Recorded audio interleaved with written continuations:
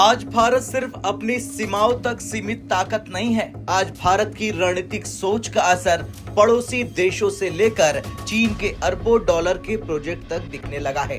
जिस इलाके को चीन और पाकिस्तान दक्षिण एशिया का गेम चेंजर कहते थे, जिस पर $60 बिलियन से ज्यादा झोंके गए, आज वही इलाका आग और बारूद की खबरों से घिरा हुआ है।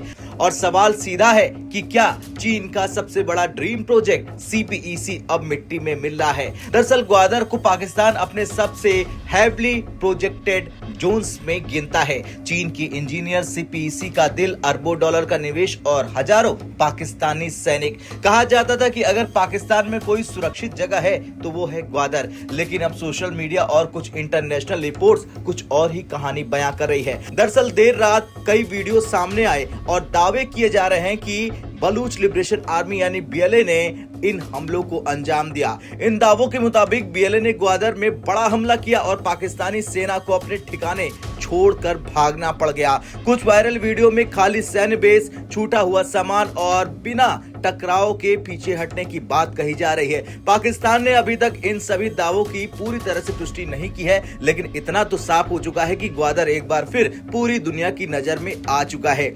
अब यहाँ असली कहानी चीन की है। सीपीईसी यानी कि चाइना पाकिस्तान इकोनॉमिक कॉरिडोर चीन का बेल्ट एंड रोड इनिशिएटिव का सबसे अहम हिस्सा माना जाता है। $60 बिलियन से ज्यादा निवेश, अरब सागर तक सीधी पहुंच, चीन की ऊर्जा और ट्रेड स्ट्रेटजी। लेकिन बलूचिस्तान में लगातार हो रहे हमले चीन के लिए सबसे बड़ा सिरदर्द बन गए हैं। पिछले कुछ सालों में चीनी इंजीनियर्स पर हमले, प्रोजेक्ट में देरी, सिक्योरिटी कॉस्ट आसमान पर, और अब अगर ग्वादर जैसे इलाके में अस्थिरता बढ़ती है तो सवाल उठता है कि क्या चीन का सबसे बड़ा विदेशी प्रोजेक्ट सुरक्षित है या नहीं। ग्वादर के साथ साथ रिपोर्ट्स में नौशकी और क्वेटा जैसे इलाकों में भी नाम सामने आए हैं। नौशकी बलूचिस्तान का एक रणनीतिक इलाका है जहां से जुड़ी कई क्लिप्स सामने आ रही है, फायरिंग्स की वीडियो आ रही है और तनाव की बातें कही जा रही है। तो वहीं दूसरी तरफ क्वेटा, जो बलूचिस्तान का सबसे बड़ा शहर माना जाता है, वहां भी हमलों और झड़पों के दावे किए जा रहे हैं। पाकिस्तानी सेना ने भी क्वेटा में अपने नुकसान की बात स्वीकार कर ली है। हालांकि आंकड़ों को लेकर दोनों तरफ से अलग अलग दावे किए गए हैं।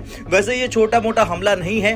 डिफेंस एक्सपर्ट्स के मुताबिक अगर किसी इलाके में इंटेलिजेंस फेल हो, रिस्पांस में देरी हो और हालात लंबे वक्त तक कंट्रोल में ना आए तो उसे सिर्फ हमला नहीं, स्ट्रेटेजिक फेलियर कहा जाता है। 24 घंटे से ज्यादा बीत जाने के बाद भी अगर हालात पूरी तरह साफ नहीं होते हैं तो ये पाकिस्तान की सैन्य योजनाओं पर बड़े सवाल खड़े करता है। इसी बीच बलूचिस्तान के मुख्यमंत्री का बयान सामने आता है कि हम एक भी सेकंड के लिए सरेंडर नहीं करेंगे। दोस्तों, राजनीति में शब्द बहुत मायने रखते हैं। जब कोई नेता सरेंडर जैसे शब्द का जिक्र करता है तो इसका मतलब साफ है कि दबाव बहुत ज्यादा है। अब सवाल आता है, भारत इस पूरी कहानी में कहां खड़ा है। भारत ने कभी बलूचिस्तान में हिंसा का समर्थन नहीं किया है, लेकिन भारत ने हमेशा मानवाधिकार और स्थिरता की बात कही है। और सबसे बड़ी बात, आज भारत इतना मजबूत हो चुका है कि चीन की हर रणनीति को काउंटर बैलेंस कर सकता है, पाकिस्तान के नैरेटिव को इंटरनेशनल मंच पर एक्सपोज कर सकता है और अपने इर्द गिर्द हो रहे बदलाव को शांति से ऑब्जर्व करके सही कदम उठा सकता है। अगर बलूचिस्तान अस्थिर रहता है तो सीपीईसी की लागत और बढ़ेगी, चीन का भरोसा डगमगाएगा,